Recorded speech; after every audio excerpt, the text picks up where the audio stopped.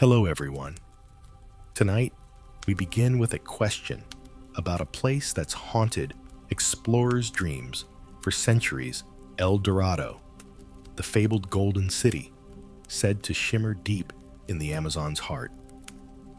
Picture yourself standing at the edge of a vast jungle where emerald leaves whisper secrets and distant rivers hum like an ancient lullaby. The air is thick with mystery, and somewhere beyond the tangled vines, a city of gold might wait. Or so the stories claim. Can you feel the thrill of chasing a legend? You might not make it through this voyage awake, but let's see how far we get. Before you snuggle into your blanket, hit like on the video and comment where you're watching from and what time it is there. It's so fun to know who's joining us from around the world. Now, dim the lights, maybe turn on a fan for that soft background hum, and let's ease into tonight's journey together. You stand in a bustling 16th century Spanish port, the salty breeze tugging at your cloak as sailors shout and crates of supplies thud onto wooden docks. The year is 1530, and whispers of El Dorado, a city dripping with gold, have set the taverns ablaze. You overhear a grizzled sailor, his beard flecked with sea salt, muttering about a kingdom where gold is as common as dirt. They say its streets sparkle. He chuckles. But only fools chase dreams across oceans. His words stick with you, a mix of hope and warning. Historians note that by this time, Spanish conquests in Peru and Mexico had unearthed dazzling treasures, fueling Europe's hunger for more. The Inca's gold was real. Why not El Dorado's? You meet Koa, a young apprentice with nervous eyes and a habit of fidgeting with a small shell pendant. He's not a sailor, but a scribe's assistant, scribbling notes for a merchant who funds these voyages. I heard, it's not just a gold. Koa whispers, glancing over his shoulder, as if the jungle itself might eavesdrop. They say the city's king bathes in gold dust, shining like the sun. His tale sounds wild, yet there's a quirky tidbit from the era. Some indigenous stories describe chiefs covered in gold powder during rituals, a detail that grew into El Dorado's myth. You wonder if Koa's heard the same tale, twisted by time and greed. As you linger by the docks, you notice Lonnie, a sharp-eyed woman with a braided cord necklace bartering for supplies. She's no explorer, but her family trades with those who are, and she's a skeptical. Gold blinds men, she says, tossing a sack of grain onto a cart. They'll sail to their deaths for a story. Her words echo a debate scholars still wrestle with. Was El Dorado a real place or a mirage born of European greed? You can't help but feel the pull of the legend, though. Imagine holding a gold nugget in your hand. How heavy does it feel? Does it warm your palm? Or is it cold, like the doubt in Lonnie's voice? The port hums with energy, but there's a quieter rhythm beneath it. The creak of ships, the lap of waves, the murmurs of men dreaming of riches. You spot Tua, an elder storyteller leaning on a carved staff as he spins tales for a cluster of wide-eyed children. El Dorado's not just gold, he says, his voice low and soothing. It's a promise of something more, a place where desires meet truth. His words feel like a riddle, and you sense he knows more than he lets on. You chuckle, thinking Tua's tales are like a fisherman's net full of holes, but still catching plenty. The crowd laughs too, though some sailors nearby scoff, calling it old man's nonsense. Their doubt only makes you more curious. As night falls, the port glows with torchlight, and you sit by a fire with Koa, Lonnie, and Tua. Koa fidgets, sketching a crude map in the dirt, with a stick marking where he thinks El Dorado hides. Lonnie rolls her eyes, but joins in, pointing out rivers she's heard traders mention. Tua watches silently, his staff tapping the ground like a heartbeat. The air feels alive with possibility. But there's tension too, greed, hope, and fear all tangled together. You realize El Dorado's legend isn't just about gold. It's about what people are willing to risk for a dream. The fire crackles, and you lean closer, caught in the story's spell. It's like trying to catch a fish with your bare hands slippery, but you can't stop trying. The stars above glitter like the gold everyone's chasing, and you feel the weight of the journey ahead. Koa whispers a prayer to the sea gods, his shell pendant glinting in the firelight. Lonnie adjusts her necklace, her fingers steady despite her doubts. Tua hums a tune ancient and haunting, as if calling the jungle itself to listen. You're not sure if El Dorado exists, but the idea of it has already changed these people, pulling them toward the unknown, and you're right there with them, ready to step into the Amazon's shadows, where every vine might hide a secret, and every river could lead to glory or ruin. The sailor's words echo in your mind. Only fools chase dreams. Maybe so. But tonight, you're one of those fools. You leave the noisy port behind, stepping into the Amazon's embrace, where the air hums with life, and the jungle seems to breathe around you. The canopy above is a tapestry of green, woven with slivers of sunlight that dance on the forest floor. Vines twist like ancient ropes, and the distant call of a macaw pierces the stillness, sharp as a warning. You're no longer surrounded by sailors' boasts or Koa's nervous chatter. Now, the jungle itself is your companion, mysterious and unyielding. Its secrets feel close, as if El Dorado's golden glow might flicker just beyond the next tree. Historians say the Amazon, spanning millions of square miles, was home to complex societies by 1000 CE. Their cities, hidden beneath centuries of overgrowth. Could one of them be the fabled city? You push through ferns, your boots sinking into soft earth that smells of rain and decay. The jungle is alive. Ants march in disciplined rows. A monkey's shadow darts overhead, and the air is so thick it clings to your skin like a second cloak. You recall Tua's cryptic words by the port fire, El Dorado's a promise. Here that promise feels tangible, woven into the Amazon's pulse. A quirky tale from explorers' journals catches your imagination.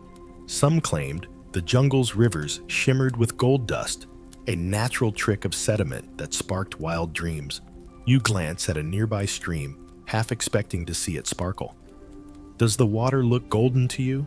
Or is it just the sunlight playing tricks? Lonnie appears beside you, her braided cord necklace swaying as she hacks through vines with a machete.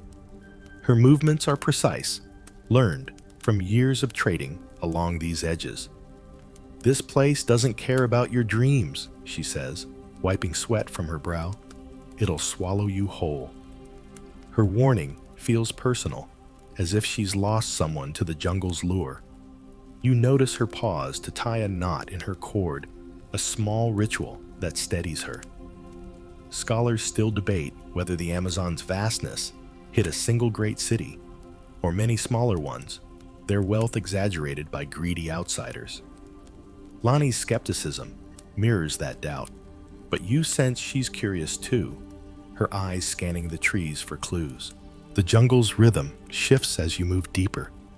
A rustle here, a snap there, like a story unfolding in whispers.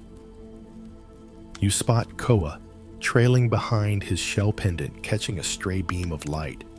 He's clutching a tattered map, one he sketched from sailors' tales, though it's more hope than fact.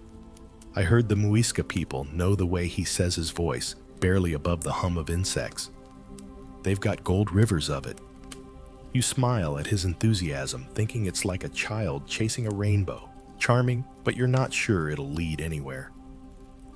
Koa's map is a mess of squiggles, yet it reminds you of Polynesian navigators who read waves like books. Maybe Koa's onto something, even if his map's more dream than direction. A sudden rustle makes you freeze. Lonnie grips her machete, and Koa stumbles closer, his eyes wide. It's just a capybara waddling through the underbrush, but the moment spikes your pulse. The jungle loves these little scares, doesn't it? You laugh softly, and Lonnie shakes her head, muttering about city folk jumping at shadows. Her jab feels like one of Tua's old jokes, sharp but kind, like a fisherman teasing a landlubber. You keep moving the path, narrowing, until the trees seem to lean in, listening. Imagine you're holding a torch right now. Can you feel its warmth against the jungle's damp chill? The thought grounds you, tethering you to this wild, untamed world. As evening falls, the jungle transforms. Fireflies blink like tiny stars, and the air cools, carrying the scent of wet moss. You find a clearing where Tua waits, his carved staff planted in the earth like a sentinel. He's been tracking you, silent as a shadow, and now he gestures to the ground where he's arranged stones in a rough circle. The Amazon hides its truths, he says, his voice a low hum. Gold's just a story men tell themselves. You sit the stones cool against your hands and listen as Tua recounts a Muisca legend, a chief who offered gold to a sacred lake, not for wealth, but for balance with the earth. It's a far cry from the conquistador's greed, and you wonder if El Dorado's real treasure is something less shiny. Koa interrupts, pointing to his map. But the gold's real right, it's got to be. Tua smiles, his eyes crinkling like old leather. Real as your faith, boy. The exchange feels like a dance. Koa's hope against Tua's wisdom, with Lonnie's pragmatism watching from the sidelines. You notice her tying another knot in her cord, her fingers quick and sure. The fireflies pulse around you, and for a moment, the jungle feels like a living map. Its rivers and trees, tracing paths to secrets you can't yet see. You lean back, the ground solid beneath you, and let the Amazon's heartbeat lull you. El Dorado's out there somewhere. Or maybe it's right here in the stories you're starting to believe. You kneel by a shimmering lake, its surface catching the dawn's golden light, as the Muisca people prepare a ritual that feels like the heart of El Dorado's legend. The air is crisp, scented with dew, and the faint smoke of ceremonial fires. Around you, the Muisca move with purpose, men in woven tunics, women with clay beads woven into their hair, all gathered on a shore fringed with reeds. A low chant rises steady as a river's flow, and you feel the weight of something sacred unfolding. Historians confirm the Muisca, thriving in Colombia's highlands by the 1500s, were master goldsmiths, their intricate ornaments rivaling Europe's finest. This lake, called Guatavita, is where the El Dorado myth took root, a real place that birthed a golden dream. You watch a young chief, his face painted with red ochre, step onto a raft laden with offerings. Gold glints in piles around him. Necklaces, armbands, tiny animal figures, so detailed they seem alive. He's dusted with gold powder, sparkling like a star fallen to earth, a practice that awed Spanish chroniclers. A quirky detail sticks with you. Some Muisca believed the gold carried their prayers to the gods, sinking into the lake's depths to keep the world in balance. You glance at Koa, who's crouched nearby, his shell pendant clutched tightly. "They're giving it all away," he whispers, eyes wide. "Why not keep it?" His question hangs in the air, innocent as a child asking why the tide retreats. Lonnie stands at your side, her braided cord necklace swaying as she studies the scene. "It's not about keeping," she says, her voice soft but firm. "It's about giving back." She ties a knot in her cord, a habit you're starting to recognize as her way of grounding herself. Her words echo a debate scholars still wrestle with. Did the Muisca's rituals inspire El Dorado's myth? Or did Spanish greed twist their sacred acts into a tale of endless wealth? You feel the tension between those truths, like a rope pulled taut. Imagine holding one of those gold ornaments now. Does it feel heavy with meaning or light as a fleeting dream? The raft glides across the lake, the chief standing tall as the chants grow louder. You notice Tua, nearby, his carved staff, tapping the ground in rhythm with the singers. He's not Muisca, but his presence feels natural, as if he's woven himself into this moment. Gold's a story, he murmurs, catching your eye. But stories shape the world. His words remind you of a fisherman's tale, simple on the surface, but deep enough to drown in. You smile, and Koa stifles a giggle, whispering that Tua sounds like his uncle after too much palm wine. The humor breaks the moment's weight, but only for a heartbeat. As the chief scatters gold into the lake, the water ripples, swallowing each piece with a soft plunk. The crowd is silent now, their faces serene, as if the act has sealed a pact with the earth. You feel a pang of awe mixed with something else, maybe envy for their clarity, their faith. The Muisca didn't hoard gold. They offered it freely, a stark contrast to the treasure-hungry world you left at the port. A sudden breeze stirs the reeds, carrying the scent of wet clay, and you imagine the lake's depths, filled with centuries of sunken prayers. It's like trying to fish in a storm, beautiful, but you'll never grasp it all. Koa shifts beside you, sketching the raft in the dirt with a stick. If this is El Dorado, he says, it's not what I thought. His voice is quieter now, less certain. Lonnie nods her eyes on the lake. It's better, she says, almost to herself. You catch Tua, watching them, his staff still his expression unreadable. The scene feels like a turning point, a moment where the legend's shine dims, revealing something deeper. You chuckle, thinking the Muisca's gold is like a good joke, everyone wants it, but the punchline's always out of reach. The thought lingers as the raft returns empty, now the chief's golden glow washed clean by the lake. The ceremony ends, and the Muisca disperse their voices, fading into the morning mist. You linger by the shore, the lake's surface smooth again, hiding its treasures. Koa stands brushing dirt from his hands, his map forgotten for now. Lonnie adjusts her necklace, her fingers tracing the knots as if counting memories. Tua leans on his staff, humming a tune that feels older than the hills. You realize El Dorado isn't just a city.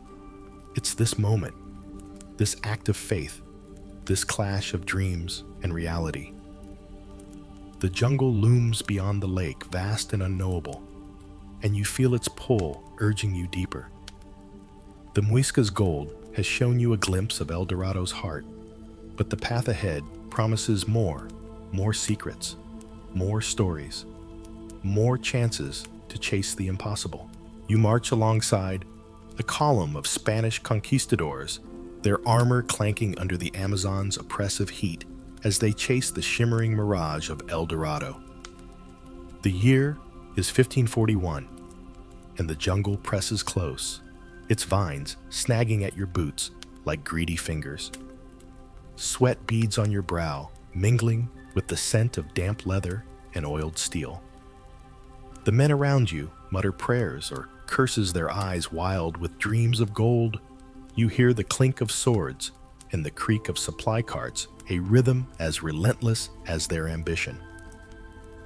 Historical records confirm that by the mid-16th century, conquistadors like Gonzalo Pizarro led expeditions into the Amazon, driven by tales of the Muisca's wealth. Their greed feels like a fever, contagious and consuming. You notice Koa, among the expedition's fringes, no longer just a scribe's apprentice, but a reluctant guide, his shell pendant tucked beneath his tunic. He's been roped into this march, his knowledge of local trails too valuable to ignore. They think gold's waiting like fruit on a tree, he whispers, his voice tight with unease. A quirky rumor floats among the men. Some believe El Dorado's king drinks from golden cups that never empty, a tale as fanciful as a fisherman swearing his net caught the moon. Koa rolls his eyes, but you see him clutch his pendant as if warding off the madness around him. Lonnie trails nearby, bartering with camp followers for herbs to soothe blistered feet. Her braided cord necklace swings as she moves, and her sharp gaze misses nothing. "These men are blind," she says, handing you a leaf to chew for strength. "They see gold, not the jungle's teeth." Her words carry weight, echoing a scholarly debate. Did the conquistadors' obsession with El Dorado distort their understanding of the Amazon's true riches, like its intricate trade networks? You chew the leaf, its bitter tang grounding you. Imagine gripping a conquistador's heavy sword. Does its weight feel like power or a burden dragging you down? The column halts as a scout shouts, pointing to a riverbank where the water glints oddly. The men surge forward, hacking at the mud, convinced it's gold dust. It's just mica sparkling but worthless, and their groans are louder than a storm at sea. You chuckle, thinking their frenzy is like a dog chasing its tail, furious effort, no reward. Koa smirks, but Lonnie shakes her head, tying a knot in her cord. "They'll die for nothing," she murmurs. The moment feels like a crack in their resolve, the jungle mocking their dreams. You catch Tua's shadow at the camp's edge, his carved staff still as he watches the chaos. He doesn't speak, but his silence feels like a story waiting to unfold. Night falls, and the camp is a flicker of torches amid the jungle's black heart. You sit by a fire, the air heavy with smoke and the drone of mosquitoes. The conquistadors boast of the wealth they'll claim, but their voices waver, edged with doubt. Koa huddles close, sketching a river's curve in the dirt, his map now smudged and torn. "They're lost," he says, not just meaning the path. Lonnie joins you, her fingers tracing her necklace's knots as she listens to a soldier's tale of a golden city just beyond the next ridge. "Always the next ridge," she scoffs, her tone dry as old bark. You smile, thinking her skepticism is sharper than a jaguar's claw, a quip that earns a quiet laugh from Koa. Tua finally speaks, his voice low as the fires crackle. "Gold's a mirror," he says, his staff tapping the ground. "It shows men what they want, not what is." His words land like stones in a still pond, rippling through the group. The conquistadors ignore him, but you feel the truth in his riddle. Historical accounts note that many expeditions ended in starvation or mutiny, the jungle swallowing men whole.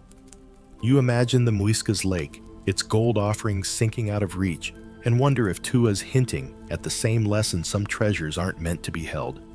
It's like fishing with a broken net. You cast it, but nothing stays. The fire dies to embers, and the jungle's chorus croaks, rustles, distant roars takes over. Koa whispers a prayer, his pendant glinting faintly. Lonnie ties another knot, her movements slow, deliberate. Tua hums a tune ancient as the trees, and you feel the expedition's weight, the clash of greed and survival, the pull of a legend no one can touch. The conquistadors' dreams of El Dorado feel closer now, but so does the jungle's threat, its shadows hiding truths sharper than any sword. You lean back, the ground cool against your palms, and let the night wrap around you. The golden city is out there, or maybe it's just a story, but either way, you're caught in its spell, ready to march deeper into the unknown. You trudge through the Amazon's suffocating grip, the jungle's heat pressing against you like a living thing as the conquistador's quest for El Dorado turns brutal. Vines snag your cloak, and the air tastes of mud and rot. The men around you stumble, their armor rusted, their faces gaunt from hunger. Rivers twist ahead, swollen and treacherous, while jaguar tracks mark the earth like silent threats. You hear the snap of branches and the labored breaths of men driven by gold's promise, but the jungle seems to mock their every step. Historical records detail how expeditions in the 1540s faced starvation and disease, with many like Pizarro's men losing half their number to the Amazon's wrath. This is no adventure. Now it's survival. Koa walks beside you, his shell pendant swinging as he clutches a worn satchel. He's quieter, his boyish hope dimmed by weeks of mud and misery. The gold's cursed, he mutters, kicking a stone into a stream. A quirky tale from the era surfaces. Some conquistadors believed El Dorado's riches were guarded by spirits who turned rivers to mazes. You glance at the churning water, half wondering if Koa's right. His fear feels contagious, like a chill you can't shake. Imagine wading through that river. Now, does the current tug at your legs, or is it something else pulling you under? Lonnie keeps pace, her braided cord necklace damp with sweat. She's taken to binding wounds for the men, her hands steady despite the chaos. They're breaking, she says, nodding toward a soldier weeping over a blistered foot. Gold won't save them. Her words cut deep, echoing a scholarly debate. Did the conquistadors' greed blind them to the Amazon's complex ecosystems, which sustained millions before their arrival? Lonnie's pragmatism anchors you, but her eyes flicker with worry as she ties a knot in her cord, a small act of defiance against the jungle's weight. You notice her glance at Koa like a sister watching a stumbling brother. A sudden shout pierces the air. The column halts as a man screams, his leg caught in a hidden root. The others hack him free, but panic ripples through the group. You feel your pulse spike, the jungle's pulse, louder than your own. It's like fishing in a storm. One wrong move and you're lost. You chuckle softly, thinking the men's fear is as tangled as their ropes. A quip that earns a weak smile from Koa. Lonnie snorts, muttering about fools tripping over their own dreams. Her dry humor feels like a spark in the gloom, but the tension lingers sharp as a blade. Tua appears, his carved staff steady as he navigates the uneven ground. He's been trailing the expedition, a shadow among shadows, and now he kneels by the injured man, offering a poultice from his pouch. The jungle tests the heart, he says, his voice calm as a still lake. Gold's just a distraction. His words feel like a warning, and you recall the Muisca's lake, its gold sinking for balance, not greed. Tua's wisdom is like a fisherman's, not simple, but it holds fast. The conquistadors scoff, but you see Koa listening, his fingers tracing his pendant. You wonder if Tua's words will outlast the men's dreams. Night falls, and the camp is a flicker of weak fires, the men's voices hushed by exhaustion. You sit with Koa, Lonnie, and Tua. The jungle's chorus howls, rustles, the drip of rain closing in. Koa sketches a river bend in the dirt, his map now a faint hope. Maybe we turn back, he says, barely audible. Lonnie shakes her head, tying another knot. Too late for that, she says, her tone heavy. Tua hums his staff, tapping softly, and tells a story of a chief who faced a flood and survived by trusting the river's flow. It's a tale as old as the trees, and you feel its rhythm, like waves lulling you to peace. A scream shatters the calm. A man collapses feverish, his skin sallow. Lonnie rushes to him, her herbs no match for the jungle's poison. The camp erupts in shouts, some blaming curses, others begging for salvation. You feel the chaos like a storm breaking the men's dreams of El Dorado, crumbling under the jungle's weight.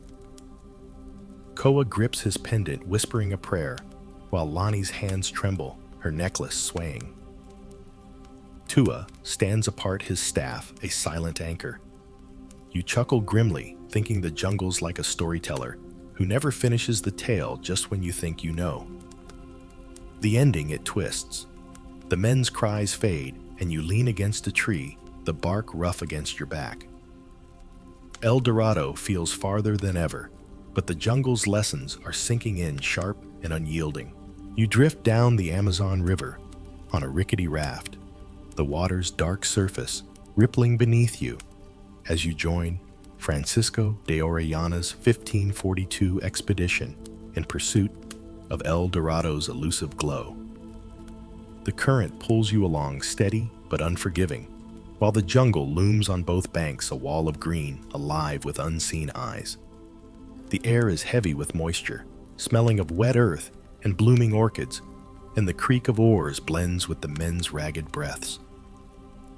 Orellana, a weathered conquistador with a scarred brow, stands at the raft's edge, his gaze fixed on the horizon, as if he can will the golden city into existence. Historical accounts confirm Orellana's journey was the first European navigation of the Amazon's length, a grueling odyssey sparked by tales of a gilded kingdom. Koa clings to the raft's side, his shell pendant swaying with the river's rhythm. He's here as a translator, his knowledge of local dialects pressed into service. Orellana says the city's close, he whispers, though his eyes betray doubt. A quirky detail from the expedition's chronicles catches your ear. Orellana's men swore they saw women warriors, fierce as jaguars, guarding a golden realm, a tale that named the River Amazon. You glance at Koa, wondering if he believes it. Imagine dipping your hand in the river now. Does the water feel warm, or does it hide a chill, like the secrets it carries? Lonnie perches nearby, her braided cord necklace tucked beneath her tunic, as she ties knots in a spare rope, her fingers deft despite the raft's sway. She's bartered her way onto this journey, trading herbs for a spot among the crew. They're chasing shadows, she mutters, nodding toward Orellana's men, their faces hollow from hunger. Her words echo a scholarly debate. Did Orellana's reports of wealthy cities reflect real Amazonian societies, or were they exaggerated to justify his failures? Lonnie's skepticism feels like an anchor grounding you amid the river's endless flow. You notice her pause to scan the shore, as if expecting the jungle to reveal its truths. A sudden jolt rocks the raft, a log hidden beneath the surface nearly capsizes you. The men shout, scrambling to steady the craft, their curses sharp as thorns. Your heart races, the river's power, a reminder of its dominion. It's like fishing with a frayed line, one tug, and you're lost. You chuckle, thinking the men's panic is as wild as a monkey stealing fruit, a quip that earns a fleeting grin from Koa. Lonnie rolls her eyes, muttering about landlubbers who can't swim. Her dry humor cuts through the tension, but the near miss lingers, the jungle watching like a silent judge. Tua sits at the raft's rear, his carved staff wedged against a crate, his presence calm amid the chaos. He's joined the expedition quietly, his reasons unclear, but his stories keep the men's spirits from breaking. The river knows, the way he says his voice, a low hum over the water's rush. Gold's just a ripple in its story. His words recall the Muisca's lake, where gold sank for balance, not greed. Tua's wisdom is like a fisherman's net. Cast wide, it catches more than you expect. You see Koa listening, his pendant glinting as he leans closer, while Lonnie ties another knot, her expression softening for a moment. The river bends, and the jungle parts to reveal a village huts on stilts, canoes bobbing by the shore. Orellana orders a stop, hoping for news of gold. You step onto the bank, the mud sucking at your boots, and feel the villagers' wary eyes. They offer fish and manioc, but their faces are guarded, their words sparse even through Koa's translation. Orellana presses them about a golden city. His voice sharp, but they shake their heads, pointing vaguely upstream. You sense their unease like a storm brewing unseen. It's like trying to barter with a trader who's already sold his wares. Orellana's demands yield nothing but silence. Night falls, and the camp by the river glows with torchlight, the air thick with smoke and the drone of frogs. You sit with Koalani and Tua, the river's murmur, a constant companion. Koa sketches the village in the dirt, his map now a tangle of hope and doubt. Maybe they're hiding it, he says, his voice low. Lonnie snorts, tying a knot. Or maybe there's nothing to hide. Tua hums his staff, tapping softly, and tells of a river spirit who guards the jungle's heart, revealing truths only to those who listen. You feel the story's weight, the river carrying you closer to El Dorado or farther from it. The village fades into the dark, and you lean back, the raft's gentle rock lulling you. The golden city feels like a dream. But the river's real, its current pulling you deeper into the Amazon's mystery. You stand in the Amazon's shadowed heart, the river's hum fading behind you as the legend of El Dorado shifts from a glittering city to something deeper, more elusive. The jungle is quieter now, its air thick with the scent of damp moss and blooming flowers. But the weight of the conquistadors' failures lingers like a storm's aftermath. You've left Orellana's raft, striking out with a smaller group, driven by whispers that the Golden Kingdom is a state of mind, not a place. The canopy above filters sunlight into golden flecks, and you wonder if this is the gold men have died for. Historical accounts note that by the late 16th century, El Dorado's myth had evolved, with some explorers calling it a lost empire, or a spiritual ideal no longer just a city of wealth. Koa walks ahead, his shell pendant catching the light as he scans the trees, his tattered map now folded in his satchel. It's not about gold anymore, he says, his voice softer as if he's convincing himself. A quirky detail from the era surfaces. Some chroniclers claimed El Dorado was a hidden valley where the sun never set, a paradise of eternal light. You see Koa's eyes flicker with that hope, though his fidgeting betrays his doubt.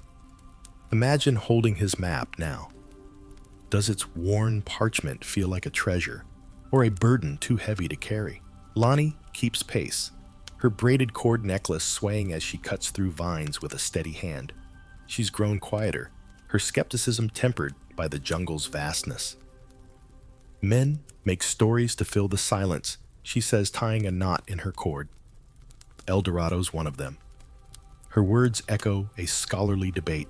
Did the myth grow from indigenous tales of sacred places, or was it a European fantasy projected onto the Amazon's unknown? Lonnie's practicality grounds you, but you notice her pause to touch a tree's bark, as if seeking answers in its rough grain. Her gesture feels like a prayer, small but defiant. A rustle in the underbrush stops you cold. A tapper crashes through its bulk, startling but harmless. Your pulse spikes, then settles the jungle's rhythm, reclaiming the moment. It's like casting a net and catching only water, thrilling then empty. You chuckle, thinking the jungle's surprises are as sly as a fisherman hiding his best catch. Koa grins, but Lonnie mutters about jumping at shadows again. Her jab lands softly, a spark of humor in the humid air. You press on the path, narrowing until the trees seem to whisper, their leaves brushing your shoulders like curious hands. Tua emerges from the shadows, his carved staff steady as he joins you. He's been trailing the group, his presence a quiet constant, like the river you left behind. El Dorado's a mirror, he says, his voice blending with the jungle's hum. It shows what you carry inside. His words recall the Muisca's lake, where gold was an offering, not a prize. Tua's wisdom is like a sailor's knot, tight and true, holding even in a storm. You see Koa nod, his pendant glinting, while Lani ties another knot, her fingers lingering as if weighing Tua's riddle. You feel the myths shift from a place to a question. What do you seek, and why? The group pauses by a clearing where ancient stones, half buried, form a rough circle. They're weathered, carved with faint spirals, and you imagine they mark a forgotten ritual.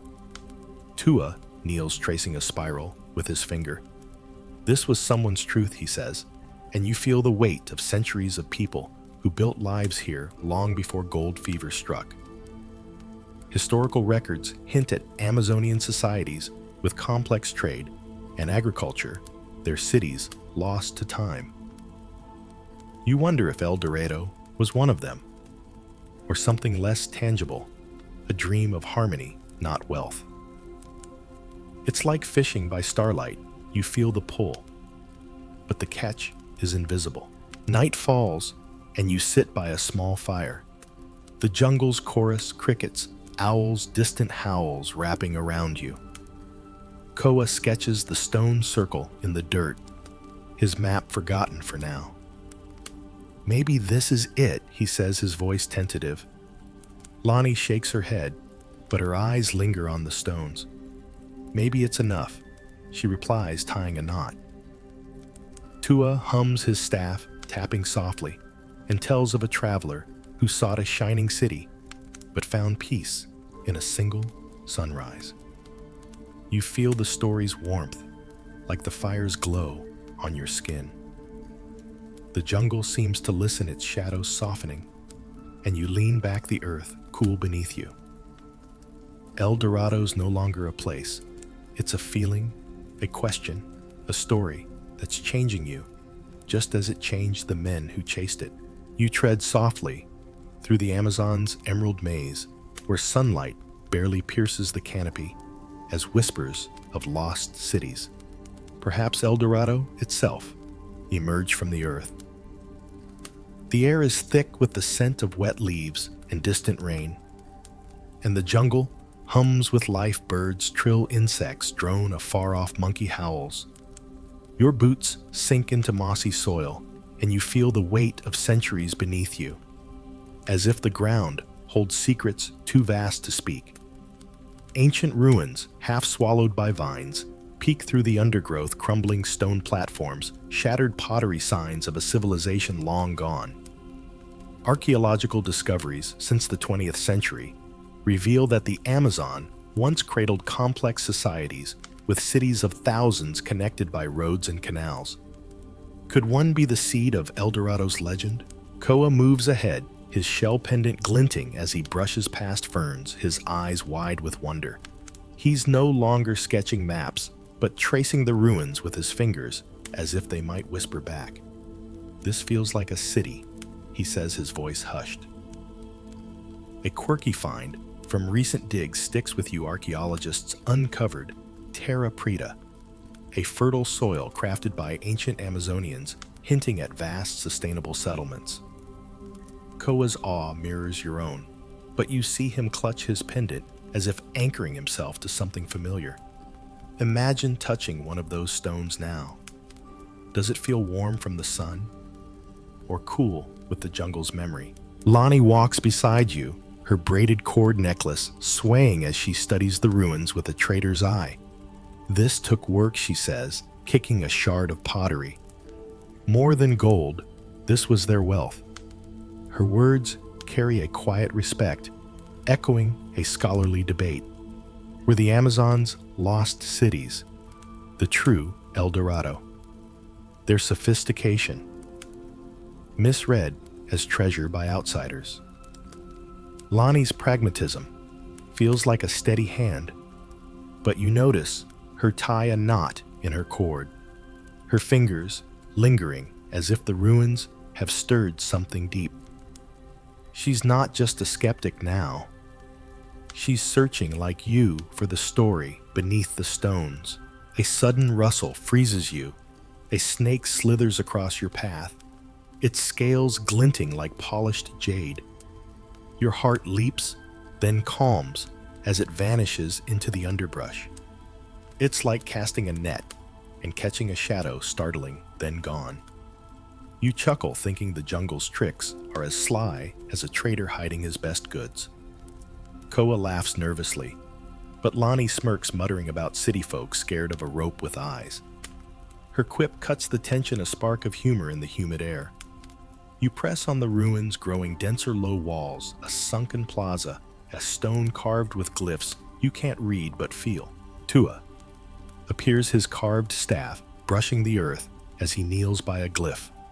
He's been trailing you, silent as the jungle itself, and now his presence feels like part of the ruin's story. These stones remember, he says, his voice a low hum. Gold was never their heart. His words recall the Muisca's lake, where offerings sank for balance, not greed. Tua's wisdom is like a fisherman's tale, simple, but it hooks you deep. You see Koa watching his pendant still, while Lonnie ties another knot, her eyes on the glyph, as if it might speak. You feel the ruins wait, a civilization that thrived without gold's shine, yet inspired a legend that consumed men. The group pauses in a clearing where a massive tree grows through a stone platform, its roots cradling the ruins like a mother. You sit the bark rough against your back and trace a glyph with your finger. It's worn, but you imagine the hands that carved it, the lives tied to this place. Archaeological evidence suggests Amazonian cities used raised fields and fish weirs, sustaining millions before disease and conquest erased them. You wonder if El Dorado was one of these hubs.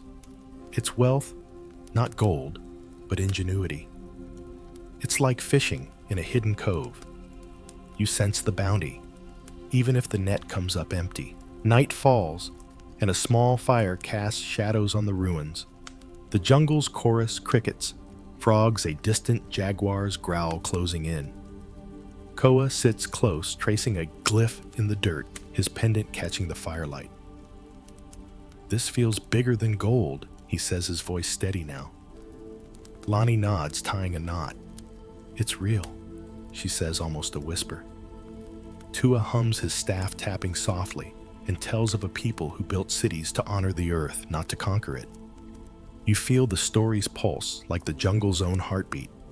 The ruins glow faintly, as if alive, and you lean back, the earth cool beneath you. El Dorado's no longer just a city. It's these stones, this lost world, this truth rising from the jungle's depths, urging you to keep searching.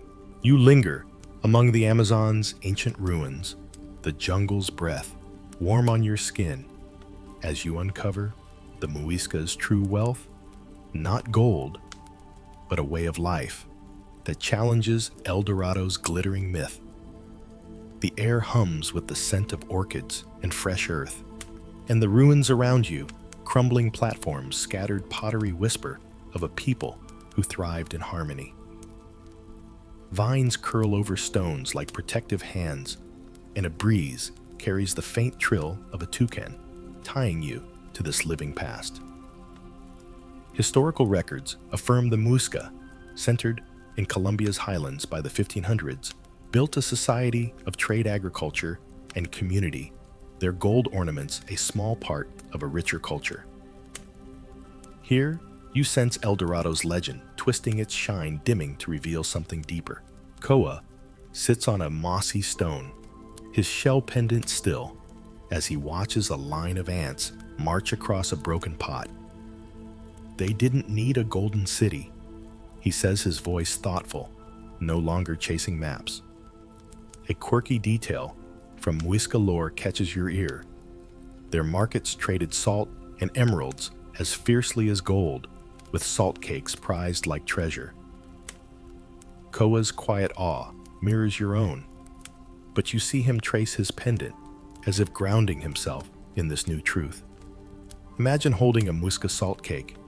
Now does it crumble in your palm, or hold firm like their legacy? Lonnie leans against a tree, her braided cord necklace catching a stray beam of sunlight. She's been bartering with a local guide for manioc, her trader's instincts sharp, but her eyes linger on the ruins. This was their gold, she says, gesturing to the fields beyond, where ancient irrigation ditches still scar the earth. Her words echo a scholarly debate. Did the Muisca's communal strength, not their gold, inspire El Dorado's myth? Only to be misread by greedy conquistadors, Lonnie's respect feels like a bridge between you and this lost world. But you notice her tie, a knot in her cord, her fingers slow, as if the ruins have stirred a longing she won't name. A sudden flutter overhead, a parrot bright as a jewel darts through the canopy. Your heart skips, then settles the jungle's pulse, quickening yours. It's like casting a net and catching a burst of color, fleeting but vivid.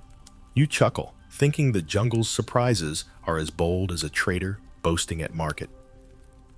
Koa grins, but Lonnie mutters about birds louder than a drunk sailor. Her quip sparks a soft laugh, easing the moment's weight.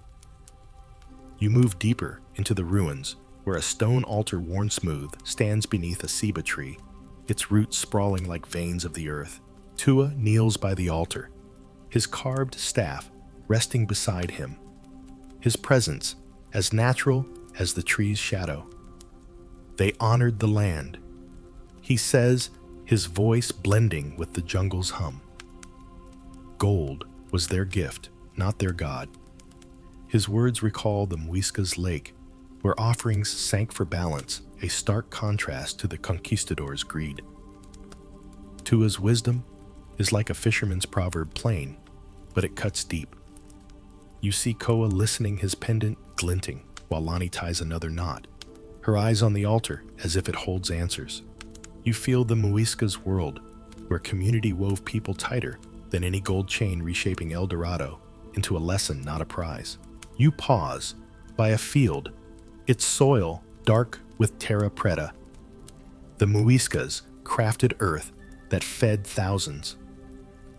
You run your fingers through it, the dirt rich and cool, and imagine the hands that shaped it, the lives it sustained. Historical evidence shows the Muisca's trade networks linked distant villages, their markets buzzing with cloth pottery and food, not just gold. You wonder if El Dorado was this a network, a way of living, not a single shining city. It's like fishing in a quiet stream. You feel the current's strength even if the catch stays hidden. Night falls, and you sit by a small fire, the ruins glowing faintly under starlight. Koa traces the altar's edge in the dirt, his pendant catching the flames. This feels like enough, he says, his voice steady. Lonnie nods, tying a knot. It's more than they thought, she replies, her gaze soft. Tua hums his staff, tapping gently, and tells of a Muisca elder who taught that wealth was in shared harvests, not hoarded gold. You feel the story's warmth, like the fire's glow on your face. The jungle listens, its shadows curling closer, and you lean back, the earth solid beneath you. El Dorado's no longer a treasure. It's this place, these people, this truth that outshines the myth, urging you to carry it forward. You sail along the coast of Guyana, the salty breeze sharp on your face as you join Sir Walter Raleigh's 1595 expedition. His obsession with El Dorado driving men into the unknown. The ship creaks beneath you, its sails snapping in the wind, while the horizon glitters with promise or mockery. The jungle looms beyond the shore, dense and unyielding, its green heart hiding the golden city. Raleigh swears is real. You smell tar and damp wood, and the men's voices, gruff, hopeful, fearful, blend with the gulls' cries. Historical records confirm Raleigh, an English explorer, staked his fortune on finding El Dorado, driven by Muisca tales and Spanish failures. His ambition feels like a fire, burning bright, but reckless. Koa stands at the ship's rail, his shell pendant swaying with the waves, his role now as a reluctant translator for local guides. Raleigh says it's up the Orinoco. He mutters, his eyes scanning the shore. A quirky detail from Raleigh's account lingers. He claimed to find gold-flecked stones, swearing they proved El Dorado's nearness, though they were likely quartz. Koa's doubt mirrors your own, his fingers tight on his pendant, as if it holds the truth the jungle won't share. Imagine gripping the ship's rail now. Does the wood feel splintered under your palms, or smooth from countless hands? Lonnie moves among the crew, her braided cord necklace tucked beneath her tunic, as she barters for fresh water from a passing canoe. Her trader's instincts keep her sharp, but her voice is low. "He's chasing a ghost," she says, nodding toward Raleigh, his velvet cloak absurd in the heat. Her words echo a scholarly debate. Did Raleigh's quest reflect genuine belief in El Dorado, or was it a desperate bid for England's favor? Lonnie's skepticism feels like a steady current, but you notice her tie a knot in her cord, her eyes lingering on the jungle as if it might betray its secrets. She's not just judging Raleigh, she's weighing the cost of his dream. A sudden shout jolts you. The ship grazes a sandbar, timbers groaning as the crew scrambles. Your heart lurches the sea's power, a sharp reminder of your fragility. It's like fishing in a squall, one misstep, and you're lost. You chuckle, thinking Raleigh's luck is as shaky as a sailor's first knot, a quip that earns a smirk from Koa. Lonnie mutters about fools who sail blind, her dry humor cutting through the panic. The ship rights itself, but the near miss hangs heavy, the jungle watching like a silent predator. You feel the expedition's strain, Raleigh's men fraying under the weight of his vision. Tua sits cross-legged on the deck, his carved staff beside him. His calm, a stark contrast to the crew's frenzy. He's joined Raleigh's quest quietly, his reasons as elusive as the city itself. Gold blinds the eye, he says, his voice soft as the waves lap. Truth lies in the shadows. His words recall the Muisca's lake, where gold was an offering, not a prize. And you sense he's warning Raleigh's men. Tua's wisdom is like a fisherman's lore, old, but it holds fast. Koa listens, his pendant glinting, while Lonnie ties another knot, her gaze flicking to Tua, as if his riddle might unlock the jungle's heart. The ship anchors near the Orinoco's mouth, and you join a party rowing inland, the river's muddy current tugging at the oars. Raleigh leads, his eyes feverish, pointing to every glint in the water as proof of gold. You land at a village, its people wary, their faces painted with red clay. Koa translates their words, tales of distant lakes, not cities, where gold is given, not hoarded.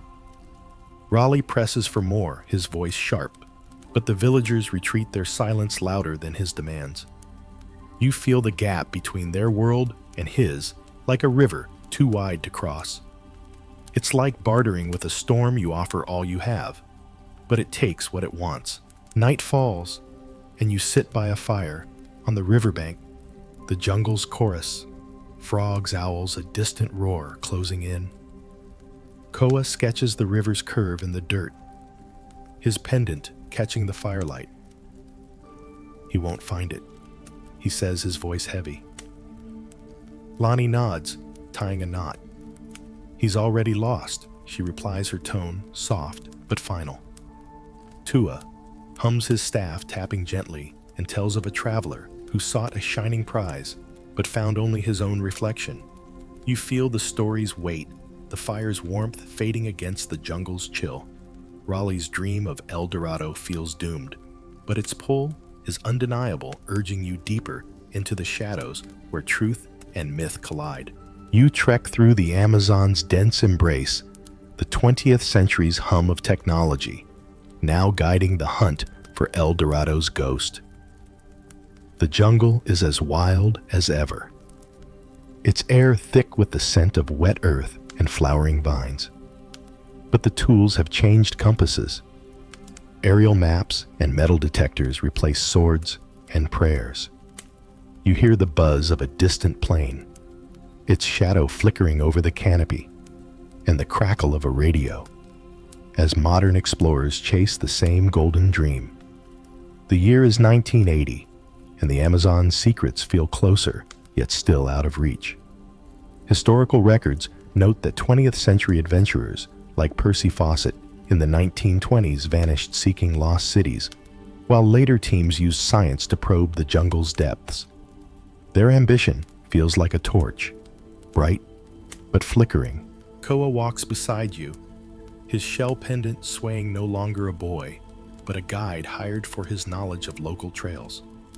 He carries a worn notebook, now not a map, jotting notes on the jungle's rhythms. They think machines will find it, he says, eyeing a team with a clunky detector. A quirky detail from the era sticks with you. Some explorers used infrared photography to spot hidden ruins claiming to see cities in the jungle's heat signatures. Koa's skepticism mirrors your own, his fingers grazing his pendant, as if it holds more truth than their gadgets. Imagine holding a compass. Now does its needle steady your path or spin with the jungle's tricks? Lonnie strides ahead, her braided cord necklace glinting as she negotiates with a local porter for supplies. Her trader's instincts are sharper now, honed by years in these wilds. They're still blind, she says, nodding toward the explorers, their faces lit by ambition. Gold's just a new map. Her words echo a scholarly debate.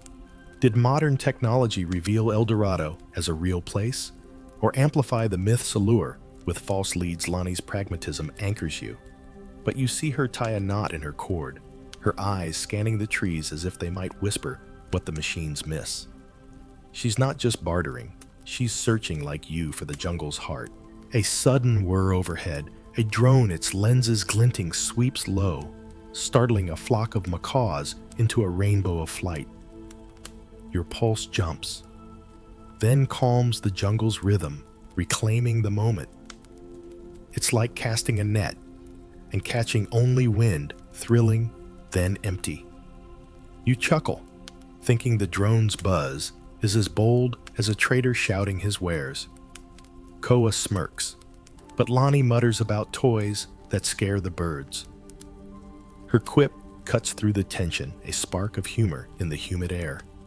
You press on the trail, littered with signs of past expeditions, rusted cans, a broken shovel, relics of dreams as lost as Raleigh's.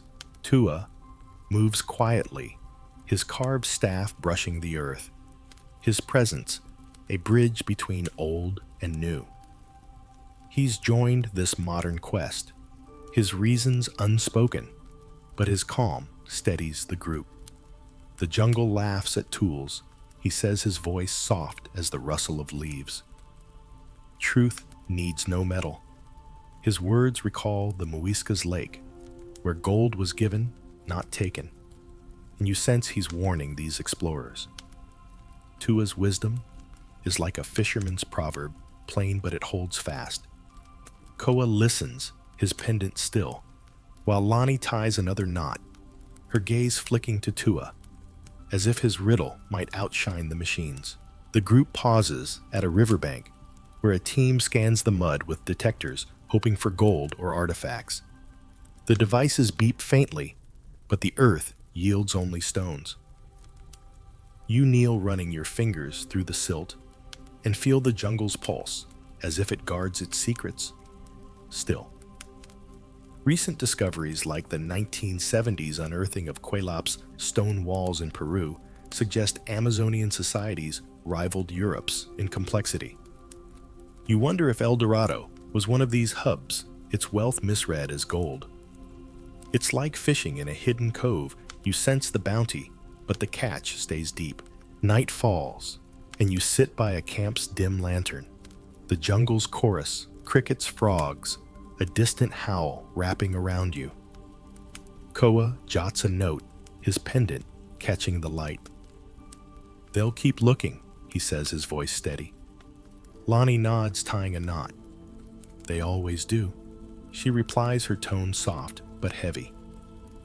Tua hums his staff, tapping gently, and tells of a seeker who found truth in the jungle's silence, not its shine. You feel the story's warmth, like the lantern's glow on your skin.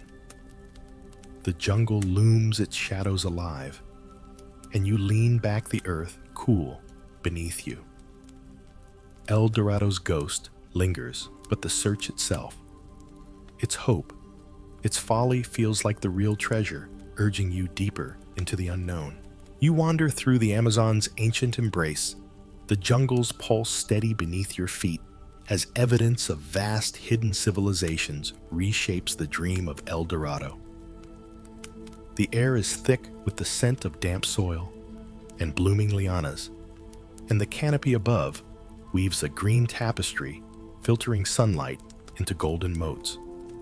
You step over roots and broken pottery relics of a world long buried, and feel the earth hum with forgotten lives. Recent archaeological finds, like the 2000s discovery of geoglyphs and raised fields in Bolivia, reveal the Amazon once held sprawling societies with populations in the millions. These cities, linked by causeways and canals, could be the roots of El Dorado's legend, not gold, but genius.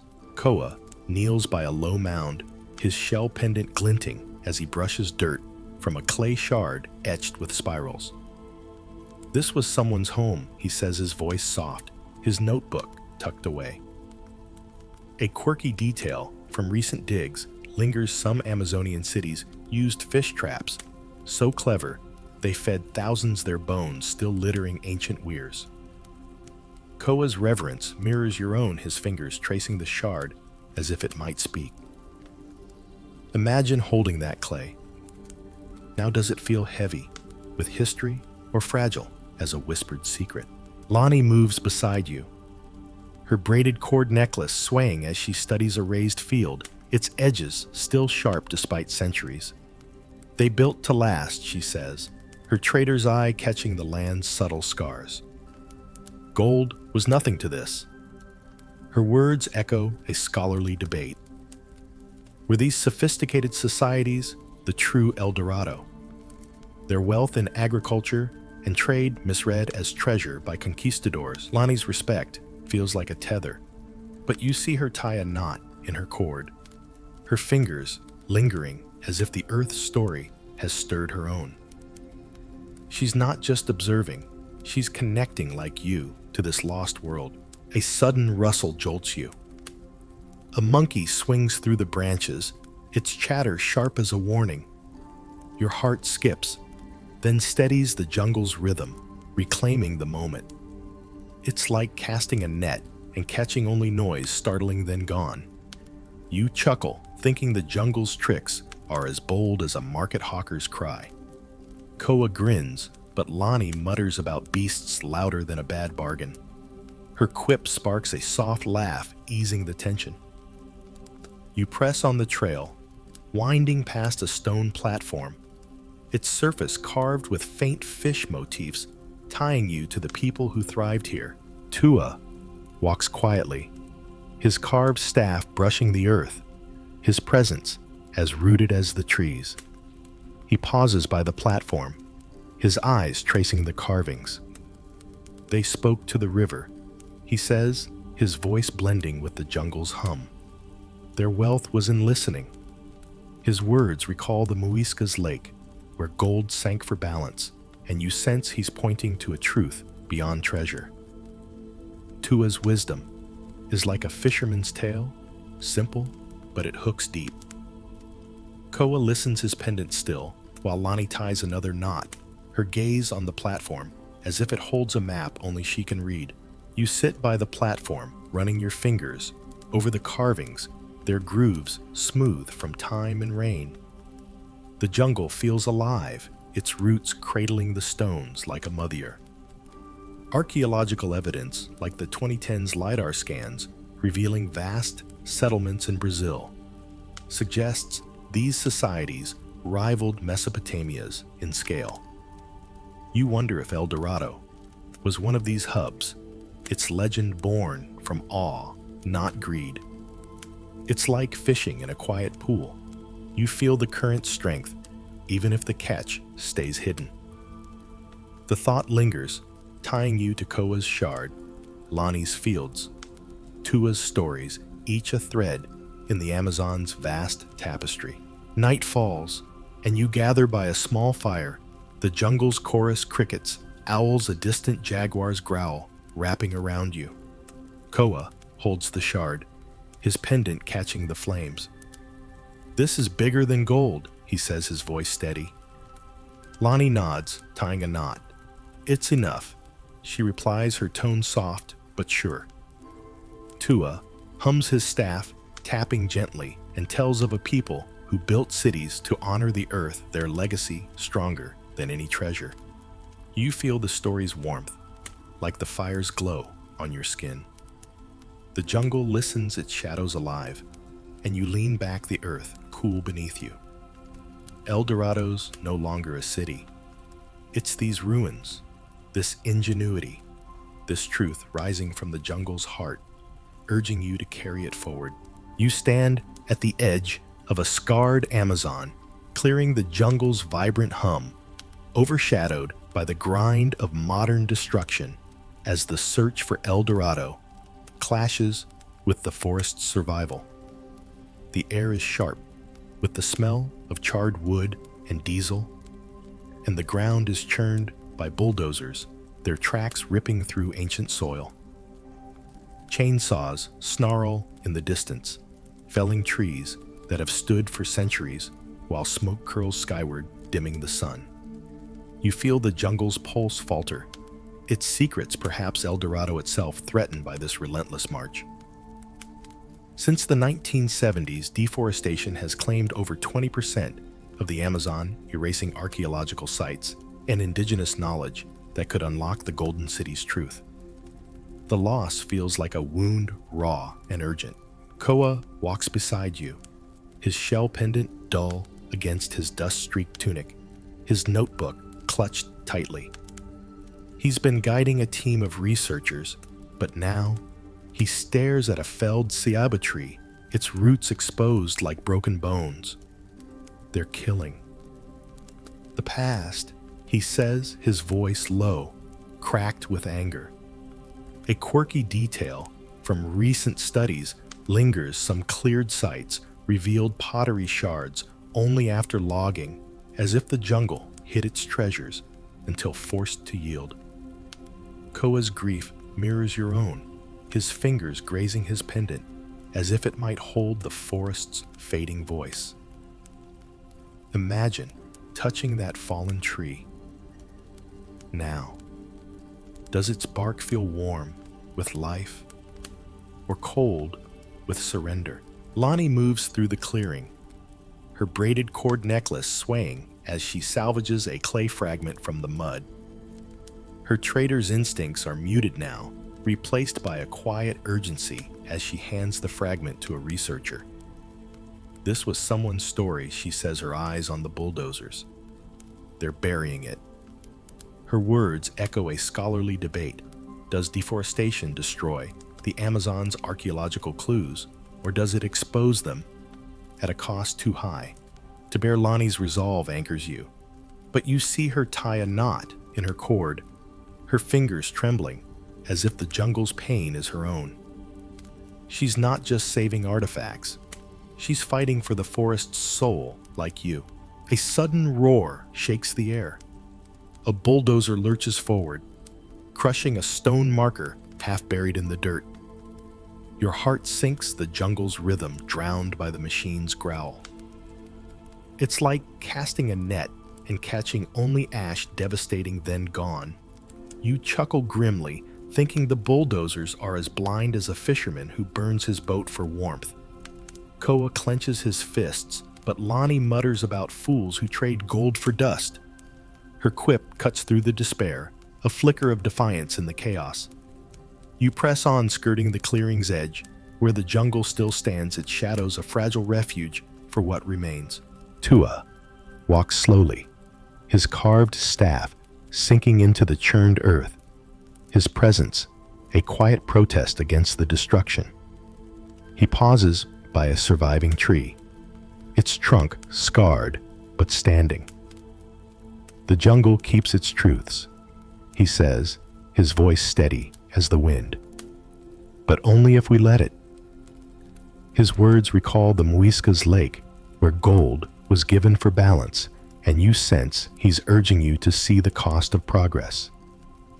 Tua's wisdom is like a fisherman's proverb plain, but it cuts deep. Koa listens, his pendant glinting faintly, while Lani ties another knot, her eyes on Tua, as if his words might save what's left. You kneel by a stream, its water clouded with silt from the clearing, and find a stone carved with a faint spiral half buried in the bank. You lift it, its weight heavy with meaning, and imagine the hands that shaped it, the lives it tied to this place. Recent LiDAR scans have uncovered vast Amazonian settlements, but deforestation often destroys sites before they're studied.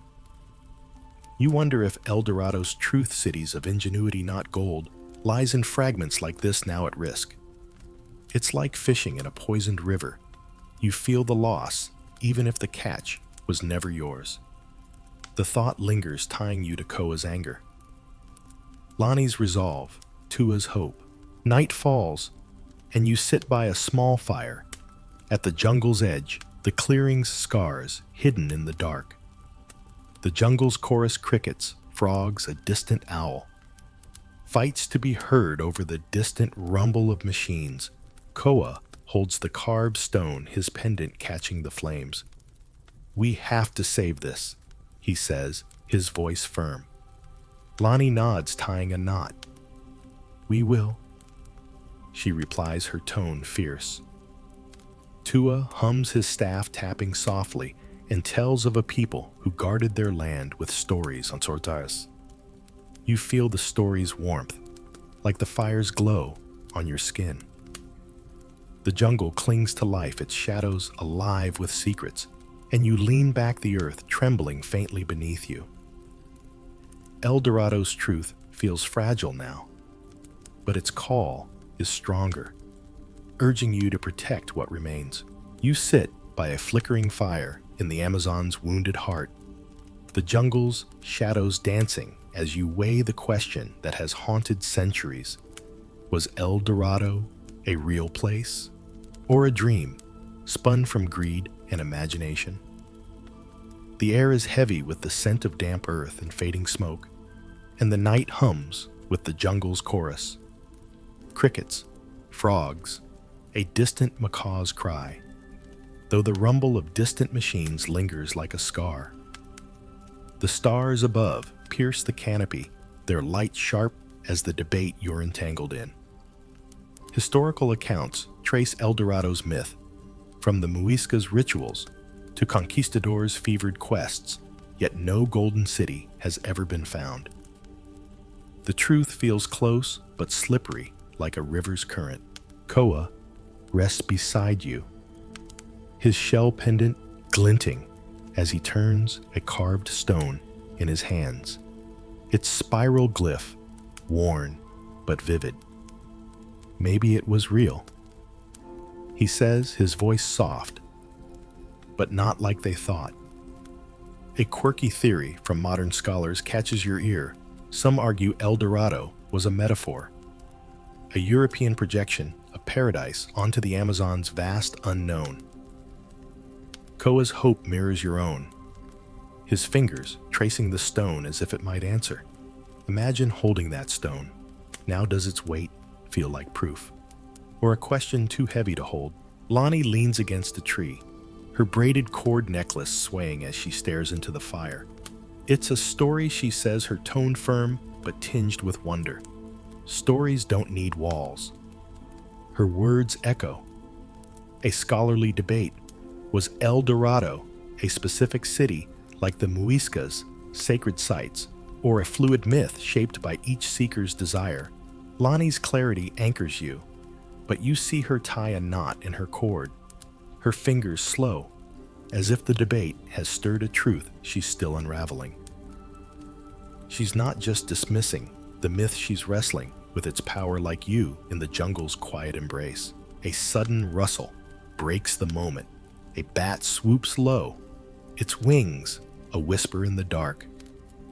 Your pulse jumps, then settles the jungle's rhythm, reclaiming the night. It's like casting a net and catching only air, startling then still. You chuckle, thinking the jungle's tricks are as sly as a trader hiding his best deal. Koa grins, but Lonnie mutters about night creatures with no manners. Her quip sparks a soft laugh, easing the tension. You lean closer to the fire, its warmth a fragile shield against the vast unknown where El Dorado's truth city or story waits to be named. Tua sits across from you, his carved staff planted in the earth, his presence as steady as the stars. El Dorado's. What you see in it, he says, his voice blending with the fire's crackle. A city, a dream, a warning. His words recall the Muisca's lake, where gold was given for balance, and you sense he's urging you to choose your own truth. Tua's wisdom is like a fisherman's proverb plain, but it cuts deep. Koa listens, his pendant still, while Lonnie ties another knot, her eyes on Tua, as if his riddle might settle the debate. You feel the myth's weight, a question that has shaped lives from conquistadors to modern seekers.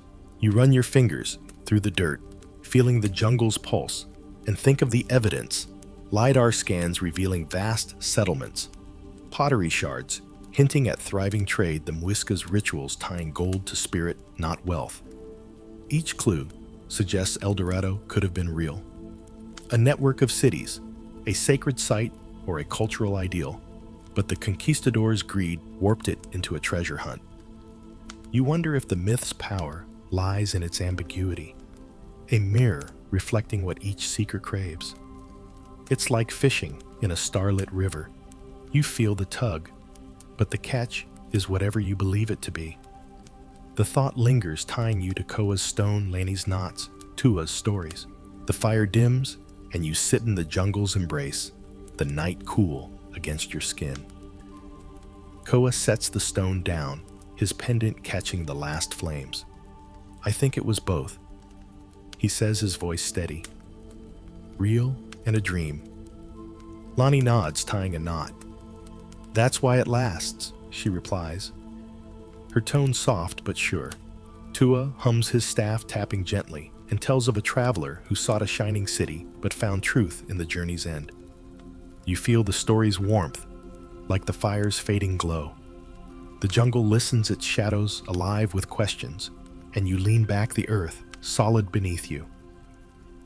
El Dorado's truth city, myth, or both, feels less like an answer and more like a call, urging you to carry its mystery forward. You rest beneath the Amazon's starlit canopy, the jungle's gentle hum wrapping around you as the legend of El Dorado weaves its final threads, leaving you to ponder its enduring call. The air is cool, scented with night-blooming flowers and damp moss, and the fire beside you flickers low, casting shadows that dance like the stories you've chased. The journey has carried you from the Muisca's sacred lake to Raleigh's doomed quest, from ancient ruins to the jungle's wounded heart, each step revealing a piece of El Dorado's truth, part city, part myth, part mirror of the human spirit. Historical records show the legend, born in the 16th century, still inspires explorers, artists, and dreamers today, a testament to its timeless pull. You feel its weight, not as gold, but as wonder. Koa sits close, his shell pendant glinting faintly, his notebook open but untouched, the carved stone from the ruins cradled in his lap. It's still out there, he says, his voice soft, no longer chasing maps, but embracing the mystery. A quirky modern tale catches your ear. Some adventurers claim El Dorado's spirit lives in the Amazon's uncharted corners, where shamans sing of golden dreams. Koa's quiet hope mirrors your own, his fingers tracing his pendant as if it holds the jungle's last secret. Imagine holding that stone. Now, does its spiral glyph feel like a map to nowhere or a key to everything? Lonnie leans against a tree, her braided cord necklace swaying as she ties a final knot, her eyes on the stars. "It's not about finding it," she says, her tone warm, steady. "It's about what it makes you see." Her words echo a scholarly debate. Does El Dorado's legacy lie in its physical traces, ruins, artifacts, or in its power to inspire resilience and curiosity? Lonnie's clarity feels like a gift, but you see her pause, her fingers lingering on the knot as if sealing the journey's lessons. She's not just a skeptic now, she's a keeper of the myth's heart. Like you bound to its call, a soft rustle stirs the night. A breeze carrying the scent of rain sways the branches overhead. Your heart lifts the jungle's rhythm, weaving into your own. It's like casting a net and catching starlight, fleeting but beautiful. You chuckle, thinking the jungle's whispers are as sly as a storyteller, saving the best for last. Koa smiles, but Lonnie mutters about winds that tease like market gossip. Her quip sparks a gentle laugh, a moment of lightness in the night's embrace. You lean closer to the fire, its glow, a quiet companion, and feel the journey's end settling over you, soft as a blanket. Tua sits across from you, his carved staff planted in the earth, his presence as timeless as the jungle itself. El Dorado's a song, he says, his voice blending with the night's hum. Sing it, and you're never lost. His words recall the Muisca's lake, where gold was given for balance, and you sense he's offering you the myth's final gift, a way to carry it forward. Tua's wisdom is like a fisherman's lullaby, simple, but it soothes deep.